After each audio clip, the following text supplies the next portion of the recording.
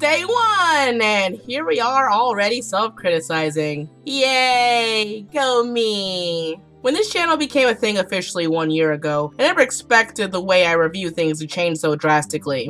And it all stemmed from a personal debacle of tackling one specific anime, Erased. A little backstory, back when I was on Anime America, I was requested to make this review via their Patreon, and at the time, I was working on something else, but would get to it promptly.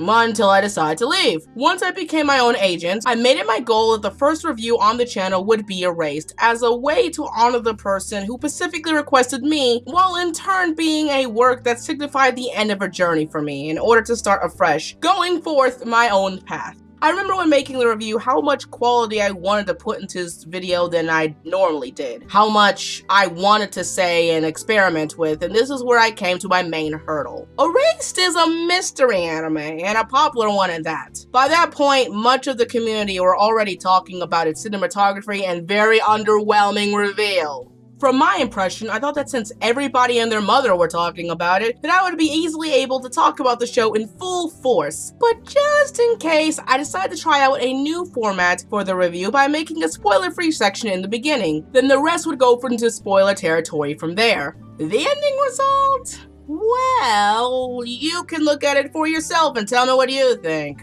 Honestly, I don't know what I was expecting when making the review this way. Of course everyone would bow out after this point to avoid spoilers. I can't expect everyone to be in the know. It's like I was asking the analytical gods for a solution to an impossible problem. Really though, I guess I'm more upset of how much time and effort it took to finish this review than see that no one watched most of it because of my own unfortunate design. I had various things on my mind at the time about how I will become a new person from this channel, how I could make it on my own and feel more visible to people as me and no one else, and what I could do to make my content more original and genuine. One half of me sees this review as a blemish of my previous way of thinking. Then again, a mystery was never my strong suit when it came to critique, because mystery anime banks on the natural exposure of the work, and being spoiled to the show like Erased, where the mystery is overarching and cinematic, ruins the point of watching it. After Erased was reviewed, I try now to make my reviews shorter, snappier, less tied to the bumper style of introducing segments, and be more freeform. Personality-wise, I think I'm doing okay on that front now. At least I feel like my content is slowly becoming more fleshed into the person I am. Is my script still chicken scratch? You bet your sweet bubby they are, but that's how I roll.